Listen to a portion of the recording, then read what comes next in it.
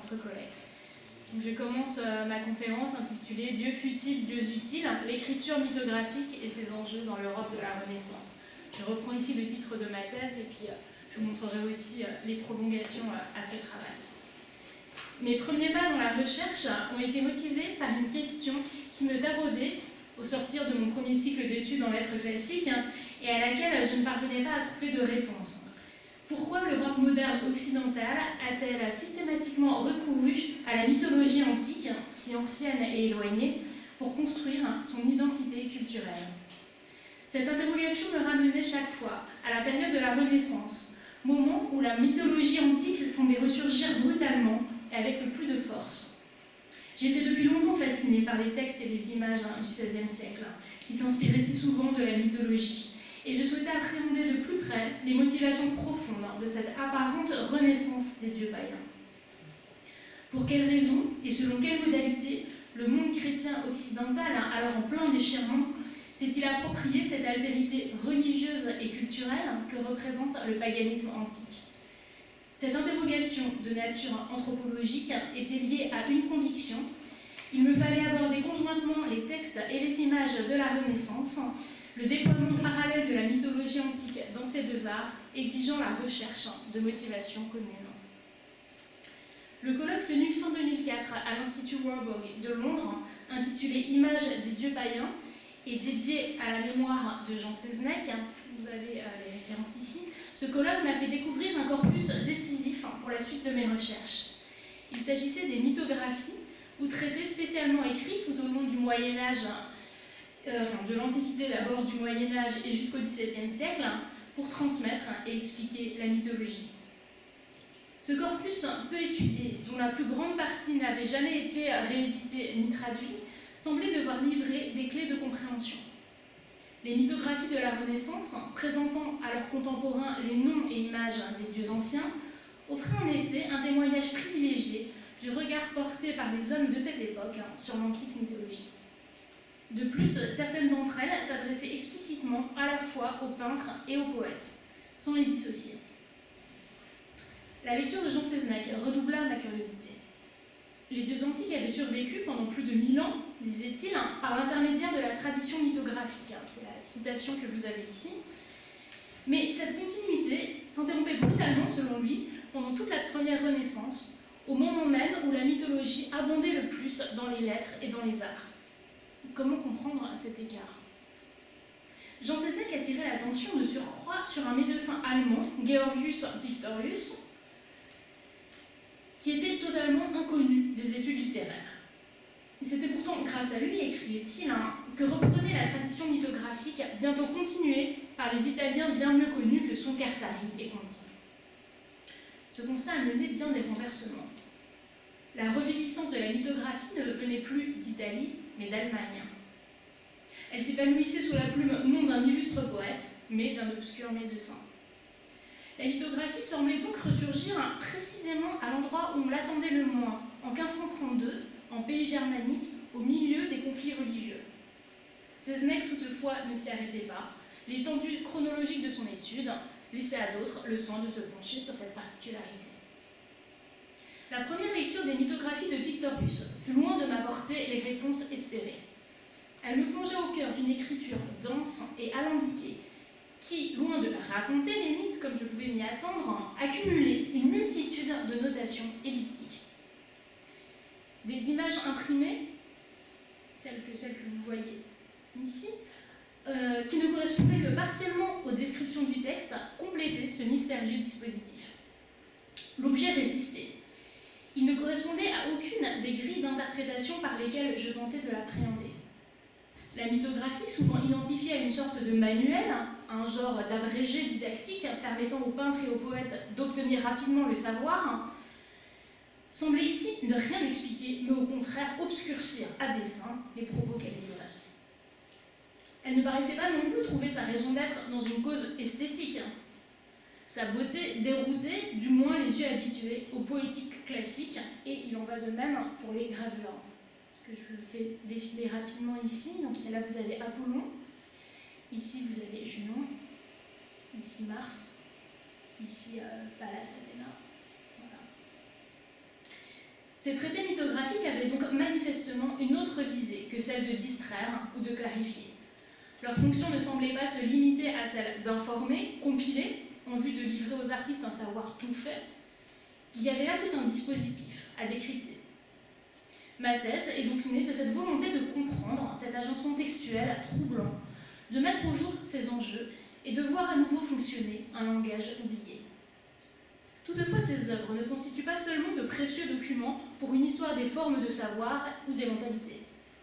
Elles incitent à interroger les conditions de possibilité de l'actualisation des anciens mythes, à analyser leur survivance par-delà la disparition de la religion et de la société auxquelles ils étaient liés, à observer enfin comment en Occident, l'identité culturelle de la période moderne a pu se fonder sur une ambiguïté, celle d'une appropriation et d'une reconnaissance simultanée de l'altérité.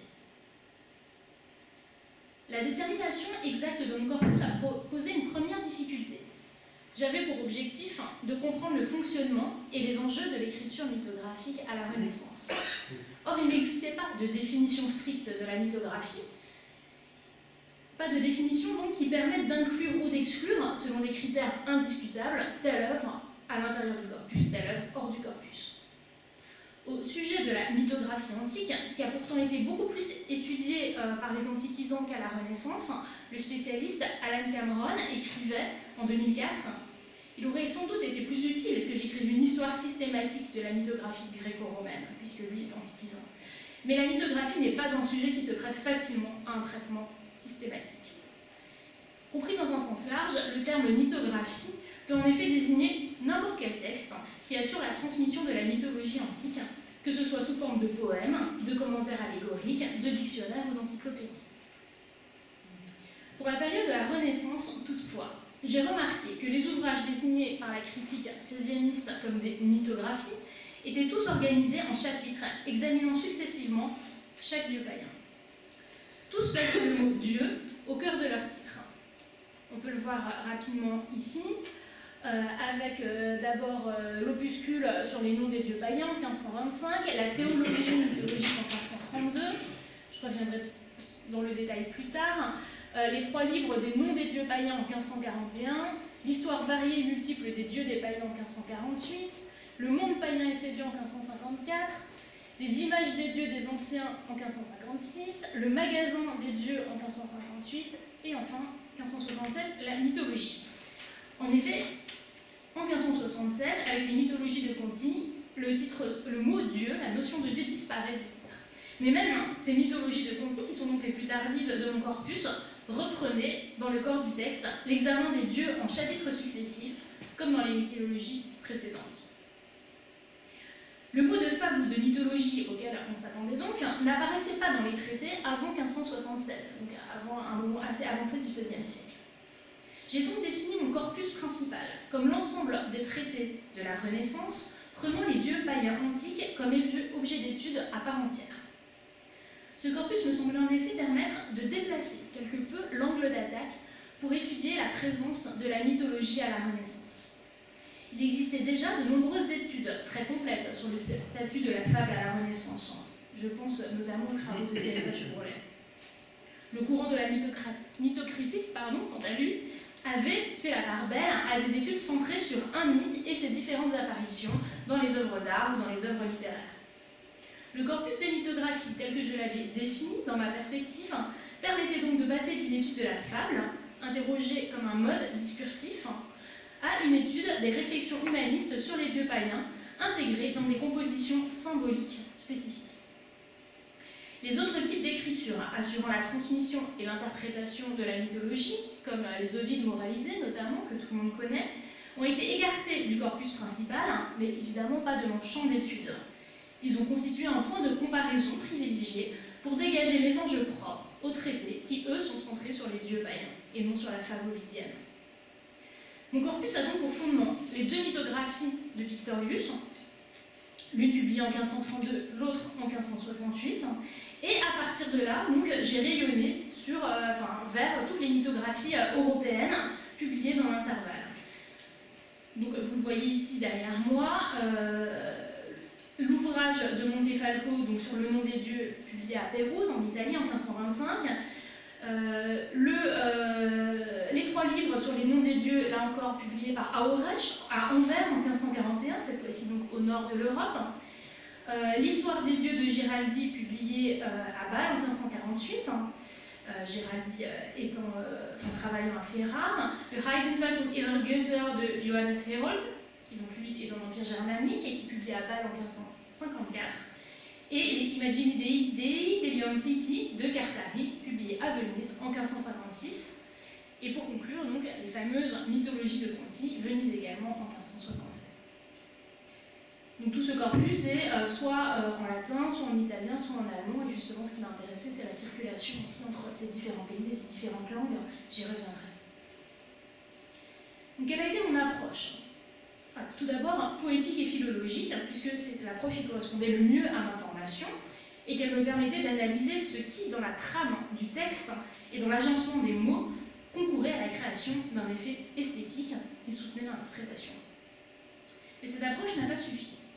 L'approche pragmatique ensuite, avec laquelle je me suis familiarisée dans l'université où j'enseignais, avec Florence Dupont puis Christian Jacob, m'a offert les moyens d'étudier l'écriture mythographique comme un dispositif révélateur par son mode de fonctionnement d'un rapport au savoir différent du nôtre. J'ai cherché ainsi à déterminer quel était son usage et à qui ces ouvrages étaient destinés. Et là j'ai eu des surprises, comme je vais vous l'exposer par la suite. L'approche historique a correspondu enfin à la nécessité d'aborder les mythographies de la Renaissance comme des modes de représentation qui sont symptomatiques de la situation culturelle et spirituelle dans laquelle elles ont été élaborées. Les séminaires des historiens et historiens d'art, notamment celui de Patricia Falguière, m'ont beaucoup apporté à ce moment-là. Ma recherche interroge donc la manière dont les dieux païens suscitent dans l'Europe de la Renaissance l'élaboration de compositions imprimées qui leur sont spécialement consacrées. Donc là, je vais faire un petit point sur narration et figure. Dans l'économie d'écriture, que je tentais donc de cerner, la catégorie qui permet d'organiser le savoir lié au mythe n'est pas le récit, mais la figure. Ce sont les figures mythologiques, c'est-à-dire les dieux et les héros, qui servent de point d'entrée dans cet univers. Elles constituent le support sur lequel se greffent les noms, les images et les allégories des dieux. Les mythographies humanistes adoptent une structure récurrente. D'abord, un paratexte ou un premier livre qui présente une réflexion globale sur la mythologie, qui est considérée comme une théologie non chrétienne. Puis, des chapitres successifs consacrés chaque fois à un dieu ou à un personnage mythologique. Chaque chapitre cite et combine des extraits de poésie, d'histoire ou de commentaires. Comparant l'histoire des religions des différents peuples antiques, les mythographies de la Renaissance, antérieures à Conti, intitulent ainsi leurs ouvrages « Théologie ou histoire des dieux », en centrant toujours la réflexion sur la question des rites et des représentations liées au culte des dieux païens. Ce sont globalement les mêmes informations et surtout les mêmes interrogations que l'on retrouve sous la plume des mythographes, tant germaniques qu'italiens ou flamands. Car les traités circulent en effet, souvent par l'intermédiaire des imprimeurs bâlois. Je crois que vous avez ici une carte. Voilà, je vous fais une carte très grossière pour vous montrer que ces traités circulent entre Europe du Nord et du Sud et pas toujours dans le sens que l'on croit. Si les Italiens l'emportent par l'ampleur de leurs traités et de leur érudition, j'ai constaté que le modèle d'une Italie en avance, influençant dans un second temps seulement le reste de l'Europe, n'était ici pas pertinent. La multiplication des publications mythographiques entre 1532 et 1567 correspond à l'accélération de leur diffusion et de leur circulation. Donc, je ne sais pas si vous voyez bien ici sur ce schéma, mais les mythographies viennent souvent d'Allemagne. Elles sont imprimées ensuite à Bâle et repartent de Bâle vers la France ou vers l'Italie. Et ensuite, évidemment, ça circule également dans l'autre sens, mais dans un deuxième temps seulement. J'aborde maintenant la question des formes du savoir, mythographie et formes du savoir. Les interprétations physiques, poétiques et historiques s'entremêlent dans ces textes. Leurs lecteurs, ou du moins ceux dont j'ai pu établir l'identité grâce aux ex-libris qui nous sont parvenus, surprennent par la diversité de leurs centres d'intérêt.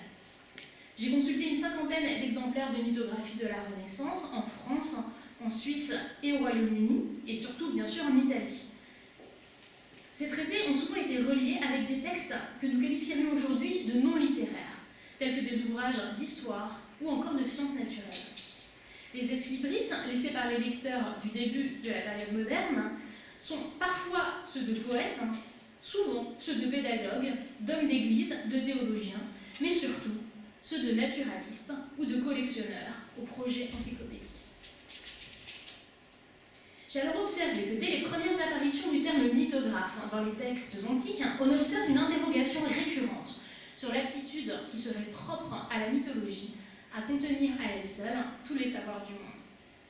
Donc c'est la citation qu'on trouve ici, qui est donc censée se situer en tête de la mythographie d'Apollodore dans l'Antiquité, même si on ne sait pas vraiment qui a écrit ce texte, mais je le trouve très beau et très représentatif en fait de la science mythologique. Donc c'est le livre qui parle et qui dit, un livre qui parle de la science, qu'on tire des mythes, et qui dit « Tu trouveras en moi tout ce que le monde contient ». Trouver en moi tout ce que le monde contient, c'est ce que disent un peu toutes les mythographies de la Renaissance qui s'inscrivent dans cette tradition.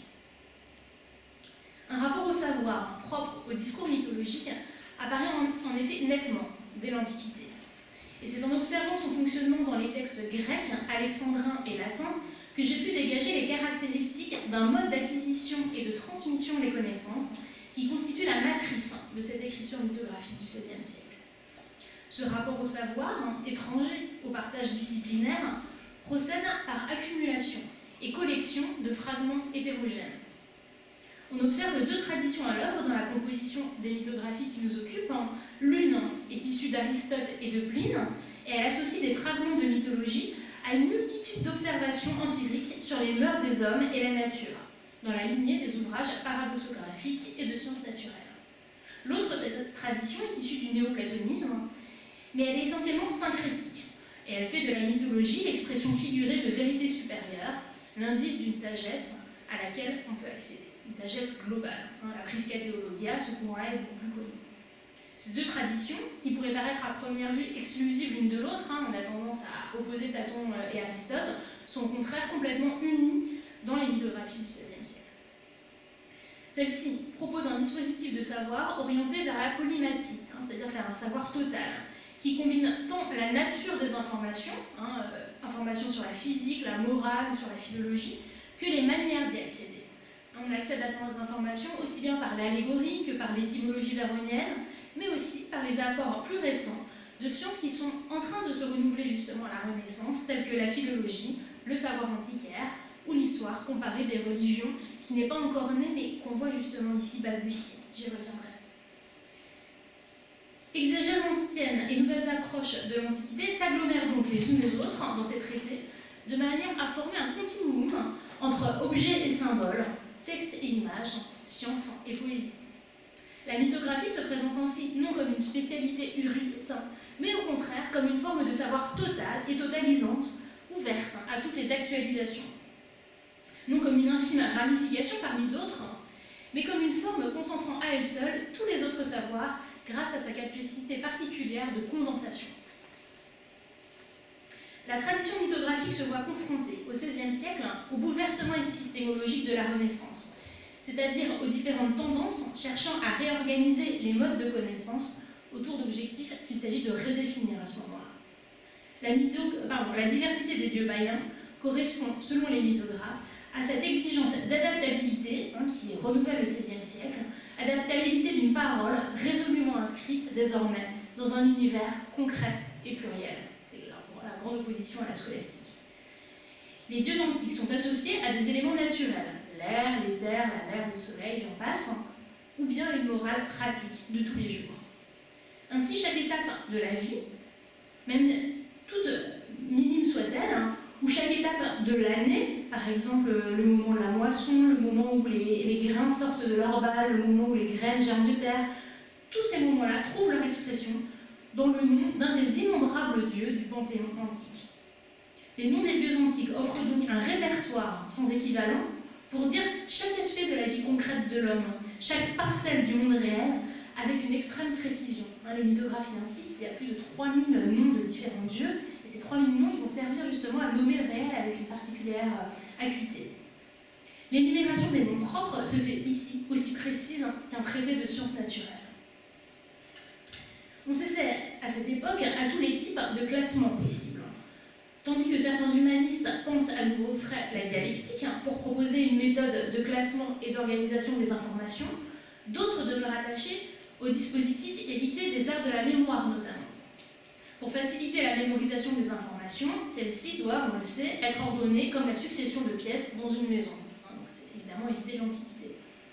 L'ordre de présentation des informations joue donc un rôle capital, puisqu'il garantit leur mémorisation.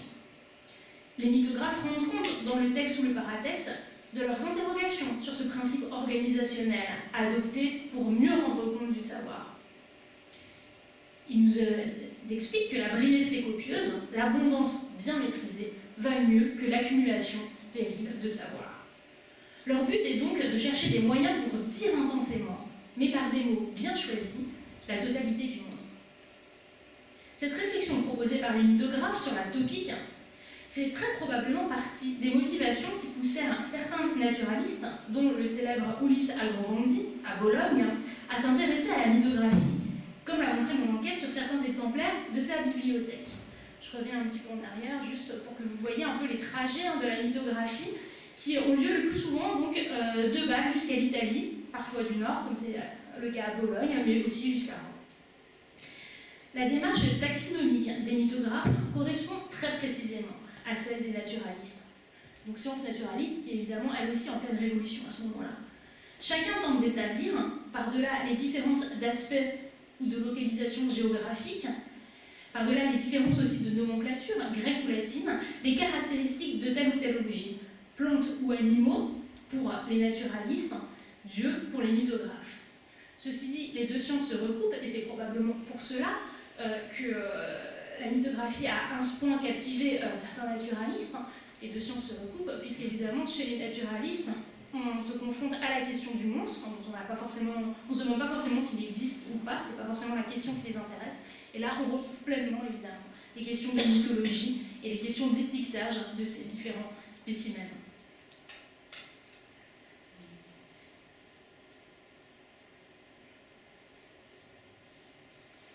Le terme image est effectivement omniprésent dans les mythographies du XVIe siècle. On voit que ces images se retrouvent également dans les problèmes classificatoires d'agronomie. Toutefois, avant 1571, la plupart des traités mythographiques ne sont pas illustrés. On trouve partout le terme d'image, mais pas d'image tel que nous on les définit actuellement. Le terme d'image renvoie tout aussi bien à une gravure chez les mythographes qu'à un texte. Il n'y a pas de dualité dans ces ouvrages entre le texte, qui serait du côté de l'abstraction, et l'image, qui serait du côté du concret, ou de la matérialité. Ce que les mythographes nomment image ne relève pas de la représentation picturale, mais du discours. L'image se lit, s'écrit, elle peut apparaître, si elle est efficace, dans l'esprit du lecteur, mais pas sur la surface de la page, ou seulement de manière accessoire, selon le budget de l'imprimeur, pour reprendre des termes un petit peu plus actuels. Dans ces compositions imprimées au statut encore incertain, le texte et l'image sont proposés au lecteur non comme deux éléments hétérogènes, mais comme une continuité dans laquelle les mots et les choses, res et verba, se superposent et ne sont pas forcément pensés de manière opposée. Cette image, qu'elle soit verbale ou picturale, est très souvent présentée comme une énigme qu'il s'agit d'expliquer. Dans la mythographie, comme dans les autres formes de littérature symbolique de la Renaissance, il s'agit de collectionner des commentaires autour d'un même objet mystérieux, qu'il soit une figure divine, un hiéroglyphe ou une épigramme, ou encore une image intrigante. Le terme mythographie permet donc de rendre compte de l'ancienne épistémée du mythe, associant par le sème graphie l'écriture et le dessin, les noms et les images des dieux, que la mythographie questionne donc simultanément. La pratique mythographique relève alors autant de la sémantique que de la sémiotique, puisqu'elle interroge le mythe comme un mode de représentation complet et diversifié. Procédant par agglomération de figures lexicales et picturales, la pratique mythographique lie ainsi le mythe à l'allégorie, mais aussi à l'énigme, au proverbe, à l'image, à l'emblème. Toute forme d'expression qui ne cherche pas tant à traduire le mythe du faux vers le vrai, comme on l'a trop souvent dit avec la pratique de l'allégorie, surtout dans la période médiévale, mais plutôt à exploiter dans le mythe sa capacité à dire autrement et à générer par là même des modes d'expressivité qui lui sont propres génératrice du mythe qui intéresse les humanistes. La mythographie propose, par ses descriptions textuelles, qui toutes s'appellent soit images, soit portraits, soit statues, des objets d'art assortis d'explications. La mythographie fonctionne donc en quelque sorte comme un cabinet de curiosité virtuelle. La mythographie est associée à un lieu porteur d'une double caractéristique. Il est à la fois un lieu où on apprend, en stockant puis en absorbant les textes dont l'esprit se nourrit, et un lieu retiré, mystérieux, qui contient des objets secrets et stimule la curiosité, l'étonnement. Et ce terme d'étonnement, on le retrouve en allemand dans Wunder, et c'est évidemment ce qui nous donne Wunderkammer. La mythographie est sans cesse comparée donc à un cabinet de curiosité, à une réserve de savoir. Victorius, par exemple, alimente cette comparaison et dédicace son premier ouvrage au possesseur extrêmement connu à l'époque d'un cabinet de curiosité dans l'Empire germanique qui a aujourd'hui disparu. Le mythographe italien Cartari, lui, explique que ce sont les mêmes textes qui servent aussi bien à fabriquer des statues que des poèmes. Donc on relève vraiment exactement d'une logique de continuité entre les mots et les images, qui est très très différente de ce qu'on peut penser aujourd'hui. Les mythographies du XVIe siècle se développent parallèlement aussi aux traités antiquaires, qui eux donc se réfèrent à un objet réel cette fois-ci, alors que les mythographies se réfèrent parfois à des objets réels, parfois à des objets imaginaires. Les traités antiquaires, eux, sont divisés en rubriques, dont celle intitulée « Antiquité sacrée ».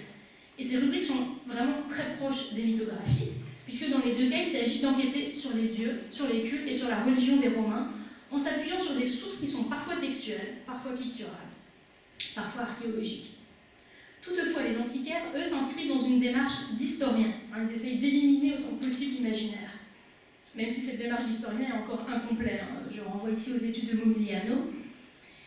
Si les interprétations stockées dans les mythographies empruntent de fait à l'histoire et au savoir antiquaire, le mythographe ne manque pas, et c'est là-dessus qu'il se distingue des autres, de retravailler poétiquement ces informations. Disposant à sa guise de toute la tradition héritée de l'Antiquité et du Moyen-Âge, c'est avant tout une forme de sagesse que le mythographe cherche à transmettre. Donc je vais maintenant faire un point sur mythographie et transmission, puisque la translation était un des axes de recherche de l'IRCR, en réfléchissant d'abord sur le temps des mythes. L'écriture mythographique s'emploie à entrelacer les voix des différentes époques sans en masquer ni les failles ni les discontinuités. Elle entretient un rapport particulièrement riche à la temporalité. Elle exprime la perte irréversible liée au dommage des années, mais ce faisant, elle recrée ce que j'ai appelé une achronie proprement poétique, en faisant dialoguer les poètes humanistes, antiques et médiévaux. La mythographie s'emploie à créer l'harmonie à partir du divers, en faisant son miel de cette hétérogénéité. Les interprétations ainsi réorganisées se complètent et proposent un jeu d'écho d'un bout à l'autre de la frise chronologique. Donc, contrairement à ce qu'on dit souvent, l'humanisme, en tout cas pour la mythographie, ça ne consiste pas à sauter par-dessus les scories médiévales pour revenir à l'Antiquité, bien au contraire, ça consiste à prendre conscience du fait qu'on n'est plus dans l'Antiquité et que ce temps est désormais définitivement perdu, mais qu'on peut combiner les différentes sources. Contrairement à l'histoire qui particularise et inscrit dans un contexte, la mythographie, elle, décontextualise, car elle cherche à proposer une sagesse universelle, accessible aux hommes de tout temps et de tout lieu. Et cette quête d'universalité est très très importante pour les mythographes. L'idée d'une version originelle du mythe, dont les autres versions ne seraient que des variantes à la Dardie, est totalement absente des mythographies. Autour des noms et des images des dieux subsistent des fragments signifiants qu'on interprète sans chercher à les rattacher à un récit premier. Cette absence d'origine du mythe dégrade les mythographies de toute inféodation à certains auteurs ou certains textes privilégiés qui seraient érigés en autorité.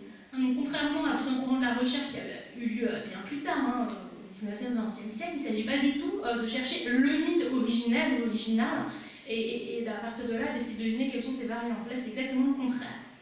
L'enquête sur les anciens dieux païens interroge les textes de tous auteurs et de toutes époques confondues. Puisque l'intérêt des considérations sur les mythes ne résident pas dans leur contexte d'origine, mais dans la signification qu'on en extrait, les notions d'auteur et d'œuvre s'en trouvent ainsi atomisées. Le mythe n'a pas d'origine, il appartient à tout le monde. Tout discours, du passé comme du présent, a également voix au chapitre, quel que soit celui qui l'énonce ou l'époque d'où il est énoncé. Le mythographe s'efface bien souvent derrière ce concert de voix, dont il semble n'être que le transmetteur. On ne peut pourtant pas ignorer la singularité de la démarche de chaque mythographe. Chaque mythographe justifie systématiquement sa démarche dans le paratexte de son ouvrage et en divers endroits du texte. La notion d'autorialité, par contre, n'est pas tournée vers l'origine. L'auteur n'est pas celui qui donne naissance à un texte, mais plutôt celui qui le reçoit, qui collectionne des fragments appropriés pour les redisposer dans un nouvel assemblage. Le travail de l'écriture n'en est pas moins soigné. L'enjeu esthétique porte ici sur une écriture de la secondarité, c'est du moins comme ça que je me suis permise de la qualifier, assumant pleinement le fait qu'elle surgit toujours après. Les mythographes nous expliquent qu'ils écrivent après le mythe, si tant est qu'il ait un jour existé comme une entité isolée, ils se permettent d'en douter, et surtout après les innombrables auteurs et commentateurs qui l'ont déjà travaillé. Puisque l'énonciation du mythographe est toujours seconde, elle n'établit pas de frontières parmi les œuvres qui l'ont précédé entre texte et commentaire. Si l'origine du mythe est définitivement perdue, voire peut-être inexistante, tout texte est déjà le commentaire de quelque chose qui lui préexiste. D'où cette écriture de la secondarité. La temporalité des mythographies abolit la chronologie et instaure ainsi un temps des œuvres tout à fait particulier, une sorte de polyphonie achronique. Ce sont les travaux de Jan Thomas sur la notion d'ornement dans la Rome antique qui m'ont permis de mieux cerner ce régime d'octorialité qui caractérise les mythographies de la Renaissance. Jan Thomas a mis au jour le sens juridique de cette notion. Elle exprime l'appartenance d'un objet à un patrimoine collectif. Chez Jan Thomas, c'est le patrimoine collectif de la ville de Rome. Et ce patrimoine dépasse l'attachement à une œuvre ou à un propriétaire particulier.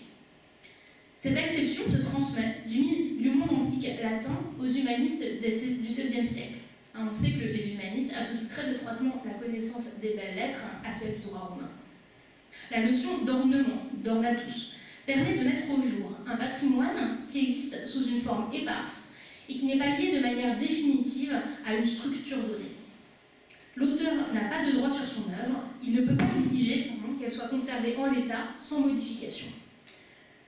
Ce régime d'octorialité caractérise la littérature symbolique comme un type d'œuvre ouverte, capable de recevoir des composantes hétérogènes et d'en produire de nouvelles, qui prendront place à leur tour dans d'autres édifices, dans d'autres compositions.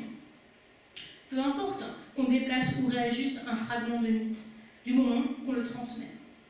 De manière comparable, les noms et images des dieux fonctionnent comme des fragments signifiants dont on peut modifier à l'infini la disposition au fil du temps. L'architecture originelle est définitivement perdue, ce qui laisse toute liberté pour réutiliser ces parties détachables. Chaque composition mythographique peut ainsi être étudiée selon une double approche.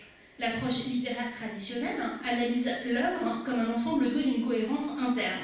Et cette approche est tout à fait justifiée, puisque de fait, chaque mythographe, bien qu'il emprunte à d'autres textes, procède à un travail poétique singulier de recomposition.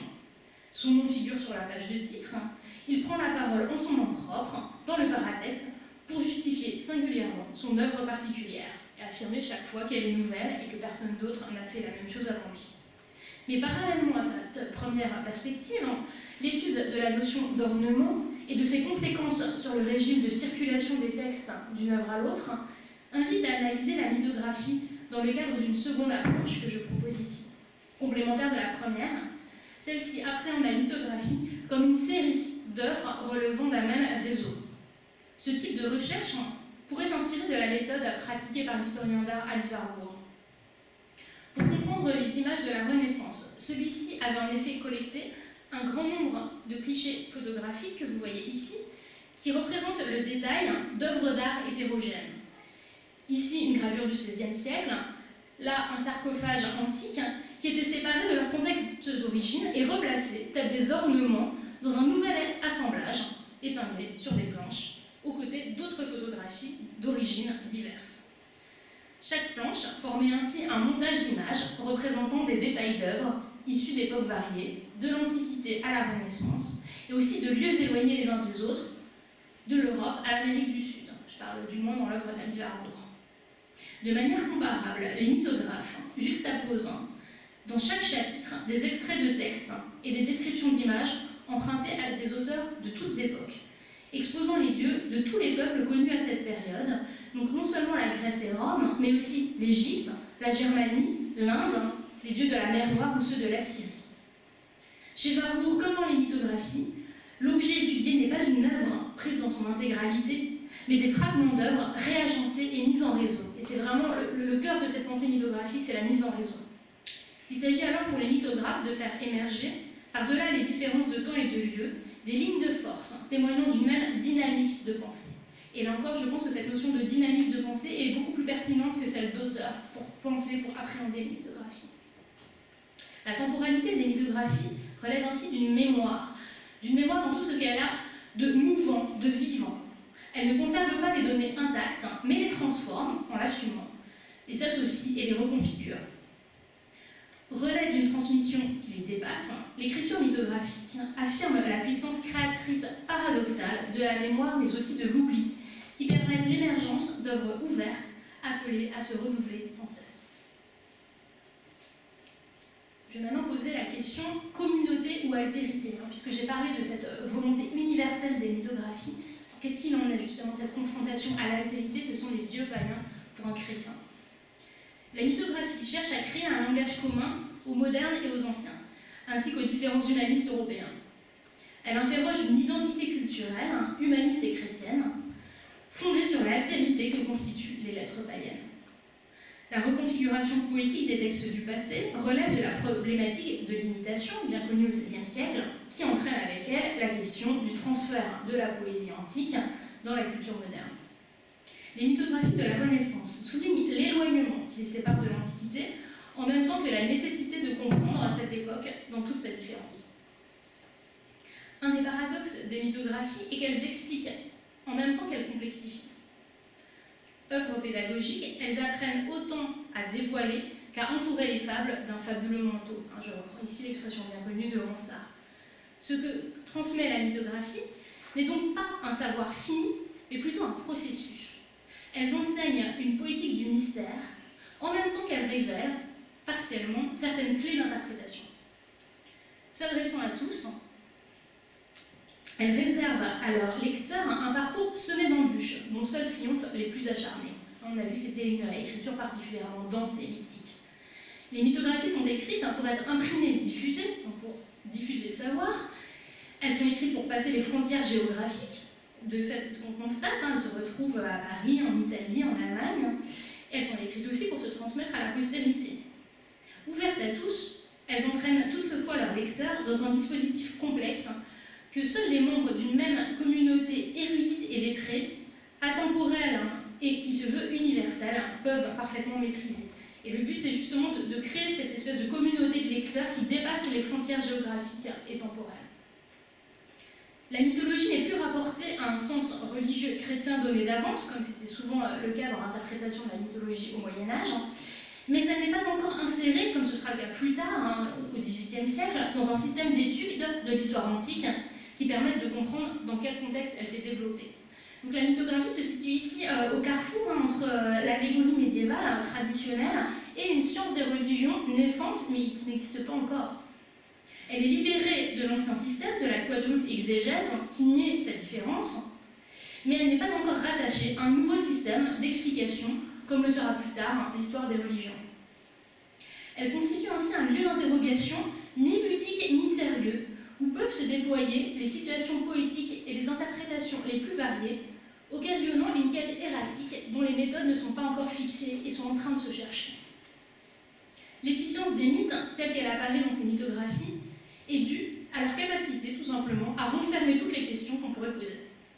Ils ne contiennent pas en eux-mêmes de réponses déterminées, ce n'est pas ça qui intéresse les mythographes, mais ils offrent un espace privilégié pour déployer l'éventail de toutes les interprétations imaginables, des plus sérieuses aux plus grotesques. C'est cette ouverture herméneutique qui m'est apparue comme le caractère distinctif des mythographies de la Renaissance. Celles du Moyen-Âge présentaient elles aussi diverses interprétations, mais elle n'usait pas de cette diversité pour mettre en œuvre, comme c'est le cas au XVIe siècle, un véritable décentrement herméneutique. Les mythographies du XVIe siècle proposent une infinité de sens possibles, liés à une abondance de noms et d'images, mais aussi de peuples et de pays. La matière n'est pas nouvelle, elle est empruntée aux sommes antiques et médiévales.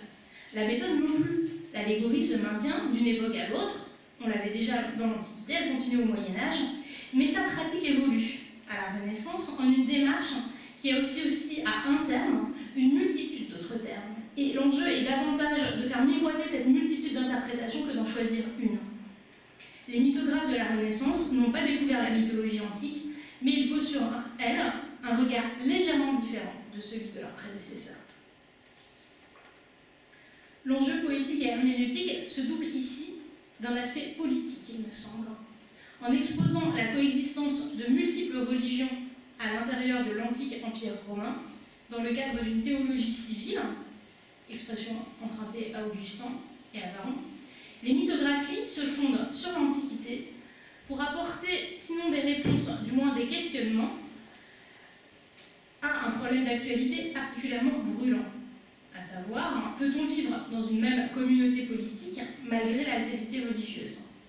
La diversité des cultes est-elle compatible avec la concorde civile? Ça, c'est une question qui se pose certes au XXIe siècle, mais au XVIe siècle surtout, puisque avec la paix d'Augsbourg en Allemagne en 1555, on sait qu'on a plusieurs religions qui se mettent tout d'un coup à devoir coexister au sein de l'Empire germanique, en l'occurrence les catholiques et les réformés.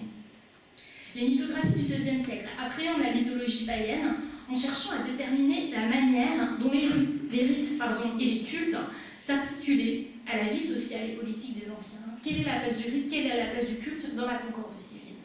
C'est évidemment fondamental chez les Romains, les travaux de John Shell l'ont bien montré, et les mythographes se posent déjà un peu la question à leur manière. Il n'est pas anodin, je pense, que ce type de traité ressurgisse après une longue interruption, qu'avait souligné Seznec, dans le Saint-Empire romain germanique, avant de se répandre ensuite à Anvers, à Bâle, et ensuite en Italie. C'est comme je le disais, la paix d'Augsbourg, qui entérine la coexistence des religions au sein d'un empire romain germanique désormais multiconfessionnel, et qui laisse derrière elle des interrogations que l'on retrouve évidemment dans les mythographies publiées exactement dans ces années-là. Chaque mythographe du XVIe siècle a pris part aux conflits religieux de son temps.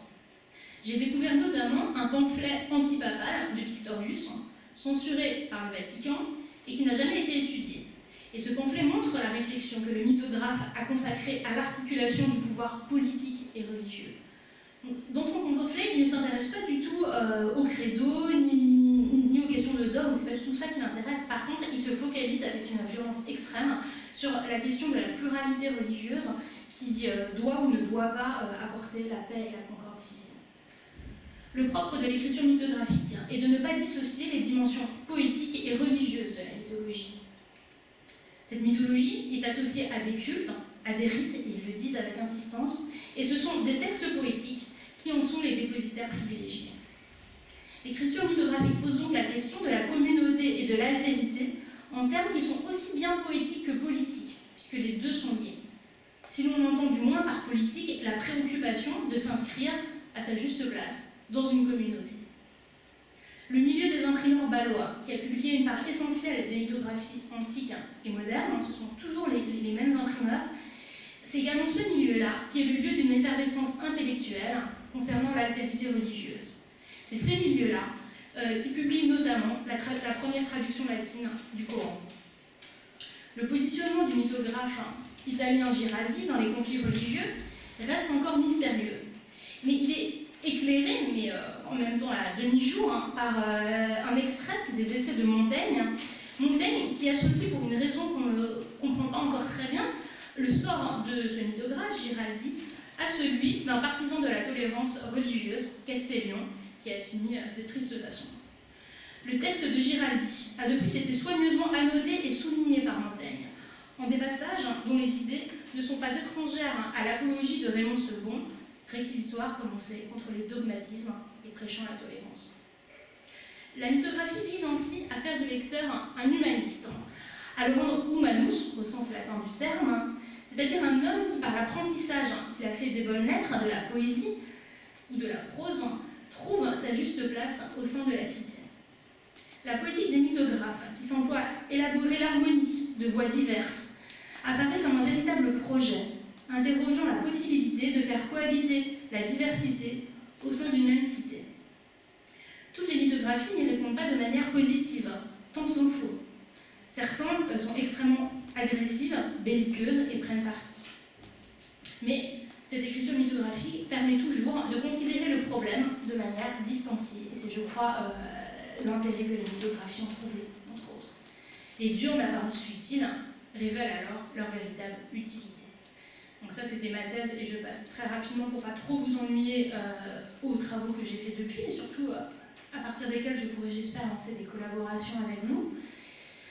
Donc depuis cette thèse qui a été soutenue en 2012 et qui est en cours de publication, j'ai continué à m'intéresser à l'histoire des mentalités et à l'histoire des savoirs, en co-dirigeant notamment deux publications.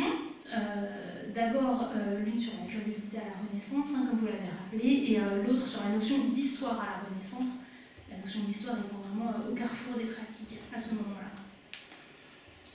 Ces travaux étaient issus d'un séminaire que j'ai animé avec d'autres collègues pendant 4 ans à l'École normale supérieure à Paris, où justement on avait la volonté, parce qu'on était persuadés de la nécessité de croiser les approches pour mieux cerner la Renaissance. Donc on essayait chaque fois de faire intervenir à la fois des personnes qui venaient de littérature française, de littérature comparée, de littérature néo-latine, mais aussi des historiens d'art. J'espère vraiment prolonger cette manière de travailler au sein de l'IRCR, avec des anglicistes notamment, puisque le domaine anglais c'est mon point faible, c'est celui que je connais le moins, et j'espère vraiment qu'il pourrait y avoir des collaborations fructueuses. Et je travaille justement en ce moment à un ouvrage collectif sous la direction d'Isabelle Pantin à l'ENS sur les magasins de savoir. Je collabore avec un doctorant anglais qui rédige actuellement un article sur la diffusion de Pictorius en Angleterre. Là, je pense que M. Perret, évidemment, j'ai recommandé votre article, par l'intermédiaire donc du mythographe Batman, dans un livre qui s'intitule, je ne dirai pas le titre en anglais, mais en français, Le livre d'or des dieux de plomb, paru en 1577. Donc, ma contribution à cet ouvrage consistera donc, à la fois dans le dialogue avec cette personne qui travaille sur l'Angleterre, et peut-être qu'on trouvera des prolongements ici, mais aussi dans un article qui correspond à un décentrement que je suis en train d'opérer sur une thématique qui me semble vraiment intéressante et capable de trouver des prolongements lors de mes recherches dans la bibliothèque de médecine de Montpellier, où ma problématique un petit peu nouvelle, c'est celle des rapports entre mythologie, médecine et histoire naturelle. Vous voyez qu'en fait elle n'est pas vraiment nouvelle, mais que c'est quand même un changement d'approche pour moi, puisque Pictorius, par exemple, mêle les deux approches. Il est à la fois mythographe et médecin. Il conjugue justement vraiment médecine et mythologie pour construire un discours sur le corps qui lui est propre et pour réfléchir sur son inscription dans la nature et les remèdes à lui apporter. Et j'aimerais vraiment trouver des documents à la bibliothèque de Montpellier qui me permettent d'approfondir dans ce sens. Parallèlement à ces travaux, je co-dirige un volume consacré à la mythologie de Conti, en collaboration avec Céline Bonnert, qui est spécialiste de littérature du XVIIe siècle à l'Université de Reims. Nous voudrions montrer les enjeux liés aux translations, aux traductions et aux transferts des mythographies. Donc là, en l'occurrence, on se concentre sur celle de Conti. Mythographies lorsqu'elles sont après coup illustrées, comme c'est le cas à la toute fin du XVIe siècle, ou lorsqu'elles passent du milieu catholique au milieu réformé, de l'Italie à la France, et pourquoi pas en Angleterre, si ma présente intervention suscite des envies de collaboration, ce que j'espère. Voilà, je vous remercie, j'espère ne pas avoir été trop long.